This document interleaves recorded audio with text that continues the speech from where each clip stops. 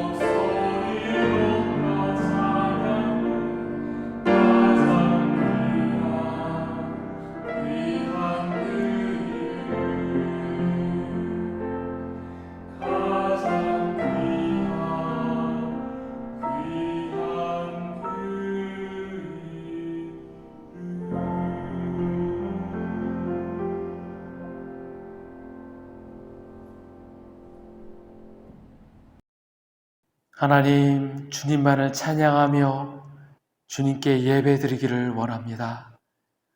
우리의 찬양을 받으시고 우리의 기도에 응답하시며 오늘 드리는 우리 예배가 오직 주님만 영광받아 주옵소서.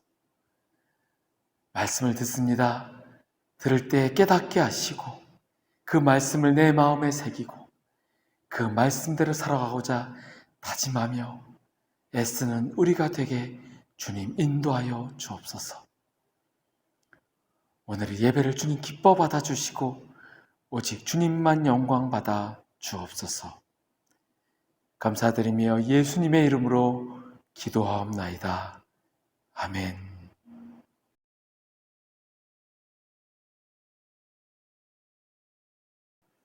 오늘은 스스로 있는 자라는 제목으로 함께 말씀을 나누려고 합니다. 오늘 말씀은 출애굽기 3장 11절에서 15절 말씀입니다. 제가 봉독하겠습니다. 모세가 하나님께 아뢰되 내가 누구이기에 바로에게 가며 이스라엘 자손을 애굽에서 인도하여 내리이까? 하나님이 이르시되 내가 반드시 너와 함께 있으리라.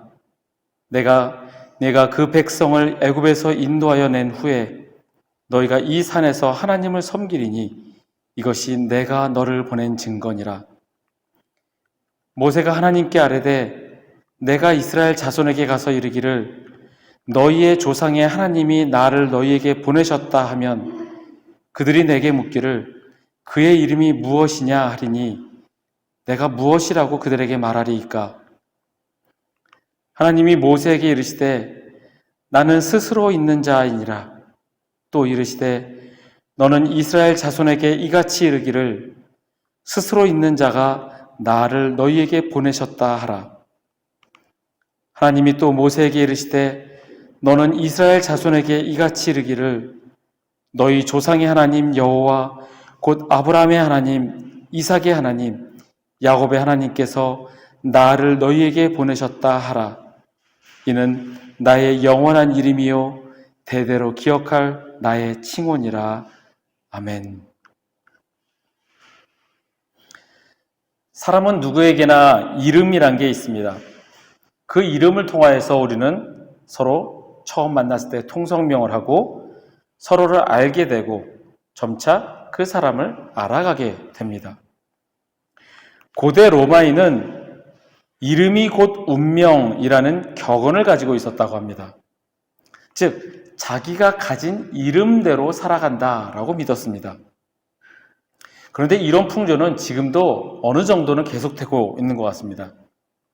일례로 미국의 그 야구하는 그 사람들 사이에서는 이름이 K로 시작하는 선수는 삼진아웃을 당할 확률이 높다라고 합니다. 그런 특별한 이유가 있는 게 아니라 단지 이름에 대한 그런 부정적인 생각이 은연중에 자신의 의지를 약하게 만들기 때문이라고 합니다. 그리고 매력적인 이름을 가진 사람들이 매력이 없는 이름을 가진 사람들보다 성공할 거라는 그런 기대감이 높고 또한 그런 내적인 갈등이 적다라는 그런 경향이 있다라고도 합니다. 그래서 미국에서는 이름과 사회적 성공에 대한 통계를 보고 아이들 이름을 심사숙고해서 지어주려고 한다고 합니다. 저도 저희 아이 이름을 지을 때 기도하며 고민하고 지었습니다. 성경 속의 인물을 생각하며 여자아이니까 에스더와 같은 신앙을 갖기를 바랬고 그리고 에스더와 비슷한 발음 그리고 외국인이 부르기 편한 그런 받침이 없는 그 이름으로 정하려고 했었습니다. 제가 이 발음에 신경 썼던 이유가 예전에 제가 대학생 때 미국의 어느 흑인 교회에 간 적이 있었습니다. 처음 온 사람 자기 이름을 적어서 내라고 해서 이제 제 이름을 적어서 냈습니다. 그러고 나서 이제 설교 후에 새로운 사람을 소개하는데 앞에서 그 쪽지를 보고 이름을 보고 소개하는 사람이 제 이름을 이렇게 읽었습니다. 신쾌쾌. 제 이름이 앞으로 해서 강신광, 이상하지 않을 수 있지만 성이 뒤로 가는 미국식 이름으로 부르다 보니 신광강이 아니라 신퀭퀭으로 읽었습니다. 앞에 있는 사람이 그렇게 읽으니 여기저기서 키득키득 웃는 소리가 막 들리기 시작을 했습니다. 제가 얼마나 창피했을까요? 저 창피해서 다시는 그 교회 가지 않았습니다. 어렸을 때 그런 이름들을 보면서도 왜 내 이름은 이럴까라는 생각도 해본 적이 있습니다.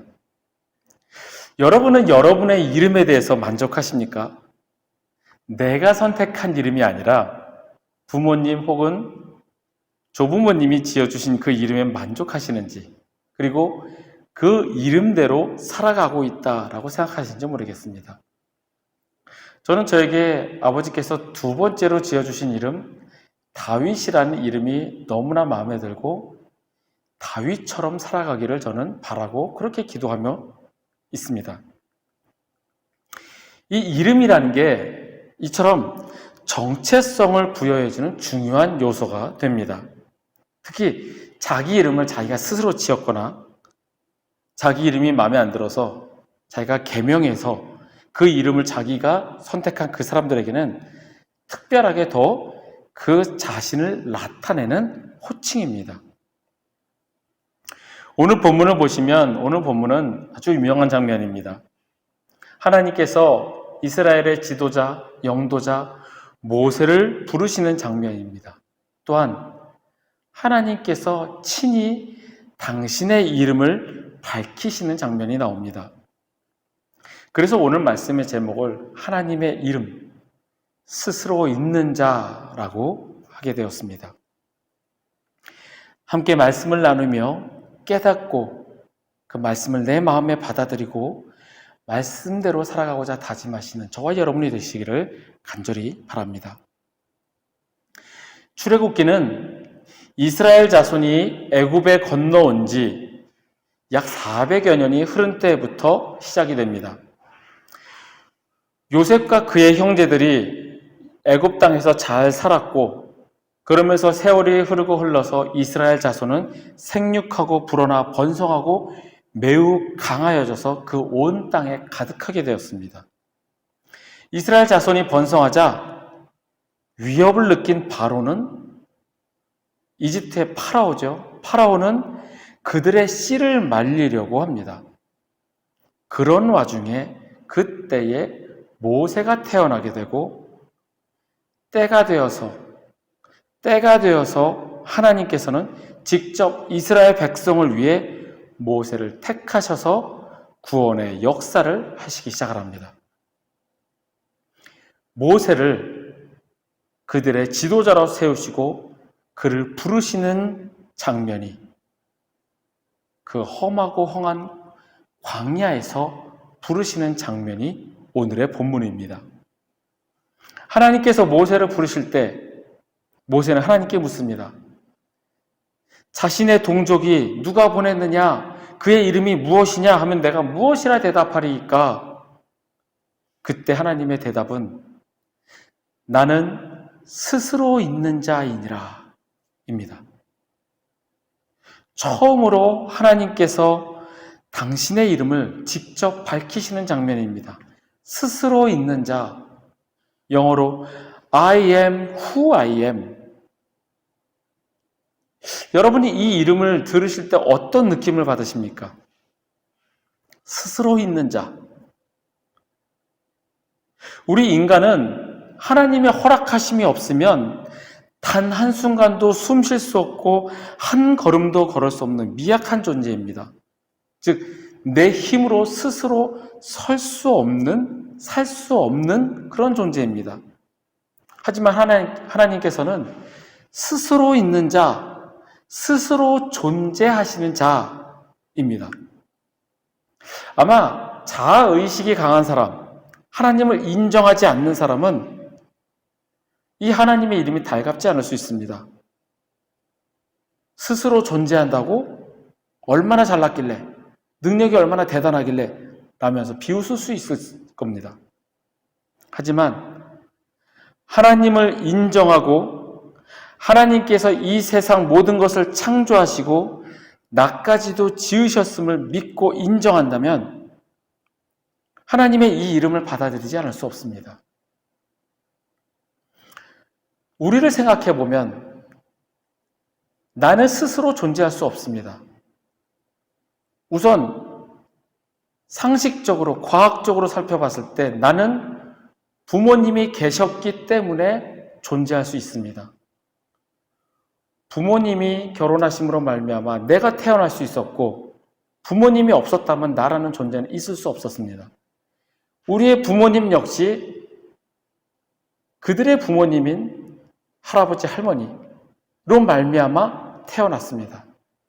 그렇게 위로 올라가다 보면 성경에 나오는 아담과 하와가 나오게 되고, 그 아담과 하와는 하나님이 흙으로 빚어서 생기를 불어 넣으심으로 말미암아 이 세상에 설 수 있게 되었습니다. 즉, 우리 인간이 존재할 수 있게 된 그 모든 근원은 하나님의 창조하심이라는 겁니다. 이렇게 우리는 나 스스로 태어날 수 없고 나 스스로 존재할 수 없는 그런 존재이지만, 하나님께서는 스스로 존재하시는, 스스로 있는 자라는 이야기입니다. 그런 하나님, 세상을 창조하시고 나를 이 땅에 있게 하시고 모든 것을 만드신 그런 하나님을 우리는 인정해야 한다는 겁니다. 내가 그리스도인으로서 살아가려면 그런 하나님을 인정해야 한다는 겁니다. 제가 이 인정한다는 말이 내가 우위에 서서 누군가를 받아들인다는 뜻이 아니라 진정 하나님이 살아계심을, 하나님의 전지전능하심을 믿는다라는 말입니다. 하나님을 인정한다는 것은 세상 모든 일을 통치하시고 이 모든 일이 하나님의 주관하에 있다라는 것을 믿는다라는 겁니다. 그 사실을 믿기에 우리는 하나님의 하시는 그 모든 일에 범사에 감사하고 순종해야 할 수밖에 없는 존재라는 겁니다. 왜 내가 하는 일마다 이렇게 안 되지? 난 왜 이렇게 재수가 없지? 그런 생각을 할 게 아니라 나의 일상생활을 포함해서 모든 것이 하나님의 통치 아래에 있음을 믿는 것이 바로 하나님을 인정한다라는 겁니다. 여러분과 제가 하나님을 인정하시기를 바랍니다. 지금 이 모든 일이 나에게 맡겨진 일, 나의 실생활 모든 일 가운데 이 모든 일들은 하나님께서 허락하셨기 때문에 되는 것이고, 하나님이 주관하심을 우리는 믿는다면 우리는 하나님을 인정할 수밖에 없다는 겁니다. 그렇기 때문에 범사에 감사란 말이 나올 수밖에 없다는 겁니다. 하나님을 인정하시는 저와 여러분이 되기를 바랍니다. 그러므로 내 실생활 모든 일을 주관하시고 모든 일을 통치하시는 하나님을 믿으시는 저와 여러분이 되기를 바랍니다. 또한 하나님의 이 이름, 스스로 있는 자, 이 이름 속에서 우리는 무엇을 깨달아야 될까요? 이 이름 속에 담겨있는 의미는 하나님의 활동과 섭리입니다. 이 스스로 있는 자라는 이 문장을 히브리어로 정확하게 번역을 한다면 그는 늘 너희를 위해 거기 계시리라 라는 뜻으로 이해할 수 있다는 게 현대학자들의 주장입니다. 오늘 본문 12절의 말씀입니다. 하나님이 이르시되 내가 반드시 너와 함께 있으리라. 아멘. 내가 반드시 너와 함께 있으리라. 하나님이 나와 반드시 함께 하신다라는 것이 바로 하나님의 이름에 담겨져 있는 의미입니다. 과거에도 함께 하셨고 지금도 함께 하시며 앞으로도 늘 우리와 함께 하시는 하나님이시라는 사실입니다. 비록 우리가 죄를 짓고 있는 순간에도, 내가 다른 데를 바라보고 있는 그 순간에도 하나님께서는 우리를 떠나서 멀리서 바라만 보시는 하나님이 아니라 내가 반드시 너와 함께 있으리라, 그 약속하신 하나님의 말씀처럼 늘 우리와 함께 하시는 하나님이시라는 사실입니다. 단지 추상적으로 우리와 함께 하시는 하나님, 추상적인 의미가 아니라 실제로 시간과 공간을 초월하여 우리와 함께 하시며 언제나 행동하시는 하나님이시라는 사실입니다. 그런데 우리는 하나님께서 함께 하신다는 사실을 믿는다고 하면서도 나의 실생활 속에서 그 말씀을 적용하지 못합니다. 하나님의 그 말씀보다 지금 내게 닥쳐진 현실을 바라보고 그 현실을 믿기 때문입니다. 말씀을 듣고 많은 사람의 체험을 들으면서도 그 이야기, 그 말씀은 그때 그 사람들에게 적용될 것 뿐이지, 나와는 거리가 먼, 나와는 상관이 없는, 나는 단지 지금 이 현실에 닥쳐져 있는 그러한 사람으로 여깁니다. 그렇기 때문에 세상 사람들의 방법을 찾아서 똑같이 하는 미련한 사람이 됩니다. 베드로는 유난히 실패의 이야기가 많습니다. 예수님을 모른다고 3번이나 부인하였던 베드로입니다. 주는 그리스도시요 살아계신 하나님의 아들이십니다, 이러한 위대한 고백을 하였지만 직후에 주님께서 당신의 고난을 예언하자 안 됩니다, 주님 그렇게 하시면 안 됩니다, 주님의 사역을 방해하기도 하였습니다.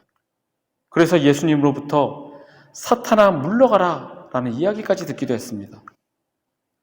그런 많은 부침과 실패 가운데서 결국에는 주님의 제자로 굳건하게 섰던 그런 베드로입니다. 마태복음 14장을 보면 바다 위를 걸으시는 주님을 보고 주님 저도 걷게 해주십시오라고 요청하는 장면이 나옵니다. 그렇게 해서 바다를 걷습니다. 하지만 바람을 보고 무서워 빠지게 됩니다. 예수님께서 바로 곁에 계셨지만 주님의 능력을 믿지 못하고 두려움에 빠지게 되고 결국엔 바다에 빠지게 되었습니다. 주님이 함께 계셨지만 내 눈앞에 주어진 현실이 나를 두렵게 만들었습니다. 주님을 바라보지 않았고 바람을 보았고 바다를 보고 현실을 보았습니다. 주님이 명령하신 대로 바다 위를 걷는 경험을 했음에도 불구하고 그 즉시로 현실 앞에 무서워 두려움에 떨었던 베드로였습니다. 베드로뿐일까요? 나라고 그러지 않을까요? 나라면 바다 위를 걸어오라는 주님의 명령에 과연 한 발짝이라도 움직일 수 있었을까요? 그 움직이지도 못하고 그 자리에서 얼어붙지 않았을까? 주님의 명령에 바다 위를 걸어갔지만 현실 앞에 그 두려움에 바다에 빠져가는 베드로를 향하여 주님께서는 그를 붙잡으시고 믿음이 작은 자여 왜 의심하였느냐 말씀하십니다. 늘 나와 항상 함께 하시는 하나님이라 우리는 믿습니다. 하지만 현실 앞에 무너져 내리는 나의 작은 믿음을 주님께서는 안타까워 하십니다. 만약에 베드로가 자신 앞에 닥쳐진 현실을 바라보지 않고 오직 주님만을 바라보았다면 주님께로 걸어가서 주님 품에 안겼을 수 있을 겁니다. 전능하신 하나님을 바라보지 않고 내 앞의 상황과 그 현실을 바라보았기 때문에 넘어진 베드로입니다. 우리도 베드로처럼 그럴 수밖에 없습니다. 지금 당장 내 눈앞에 닥쳐진 상황과 현실이 두려워 주님을 바라보지 않고 그 현실이 두려워서 더 무서움에 떠는 우리가 될 수 있습니다. 그럴 때 우리는 더욱더 주님을 바라보아야 합니다. 더 주님께 의지하고 주님을 신뢰해야 합니다. 주님, 나에게서 떠나지 마시고 내게 돌아오소서, 이것이 나의 기도 제목이 될 것이 아니라 늘 나와 함께 하시는 주님, 어떠한 상황 속에서도 감사하는 마음을 허락하시고 더욱 주님을 의지하게 하소서라는 기도가 우리 속에서 나와야 합니다. 왜냐하면 주님은 절대로 나를 버리지도 떠나지도 않으시기 때문입니다. 약속하신 대로 지키시는 신실하신 하나님이십니다. 내가 주님을 바라보지 않고 왜 그때는 주님께서 함께 하시지 않으셨을까? 내가 힘들고 외로울 때 주님은 왜 나를 떠나 계셨을까? 우리는 이런 어리석은 생각을 합니다. 주님께서는 우리가 힘들거나 고통을 당할 때도 기쁘거나 슬플 때도 늘 우리와 함께 하십니다. 그것을 느끼지 못한다면 그것은 나의 문제입니다. 내가 주님으로부터 멀리 있기 때문에 느끼지 못하고 주님이 나를 멀리하고 있다라고 착각하는 나의 연약한 믿음입니다. 혹 주님께서 나와 함께 계시지 않다라고, 주님이 나와 멀리 계시다라고 느낀다면 나를 돌아봐야 합니다. 과연 나는 주님을 믿었는가? 주님과 동행하기 위해 주님을 바라보며 살았는가? 주님과 교제했는가? 주님을 탓하지 말고 먼저 나를 돌아보시길 바랍니다. 나는 스스로 있는 자이니라 내가 반드시 너희와 함께 있으리라. 하나님의 이름에 담긴 그 의미를 내 마음에 믿고 새기고 나와 늘 함께 하시는 주님을 찬양하며 기뻐하시는 저와 여러분이 되기를 바랍니다. 그러면 우리 가운데 감사가 넘쳐납니다. 어떠한 상황 속에서도 주님을 바라보시는 저와 여러분이 되시기를 바랍니다.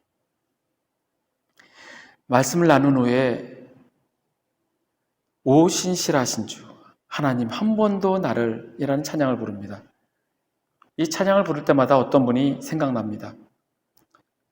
예전에 제가 사우디에 있을 때 찬양 인도를 할 때 이 찬양을 부르고 예배를 드린 후에 어떤 분이 찾아오셨습니다. 그 전까지만 해도 교인들 대부분을 다 알고 지냈었는데 당시에 이 사우디의 건설 붐이 불면서 새로운 분이 많이 오셨고 누가 누군지 잘 모를 때였습니다. 그분이 이 찬양의 악보를 부탁하였습니다. 그래서 그 악보를 복사해드린 기억이 있습니다. 아마 그날의 예배 찬양 때 이 찬양이 마음의 감동이 되었나 봅니다. 함께 우리가 이 찬양을 부르며 주님께서 우리와 늘 함께 하시고 앞으로도 변함없이 지키시는 분이심을 믿고 그 믿음을 마음에 새기는 저와 여러분이 되면 좋겠습니다. 찬양은 기도입니다. 찬양이 우리의 고백이 되며 주님께 진정으로 드리는 기도가 되기를 간절히 바랍니다. 함께 일어나셔서 찬양하시겠습니다.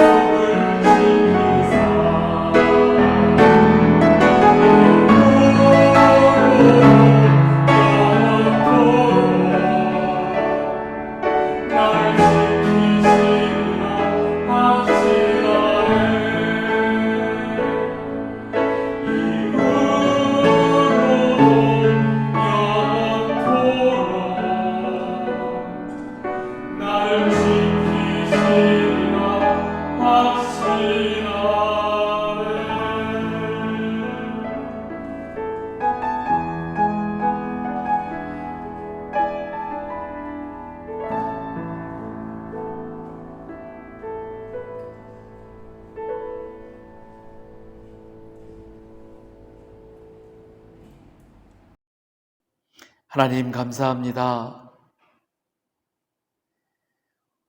스스로 존재할 수 없는 미약한 인간이 하나님을 인정하기를 원합니다.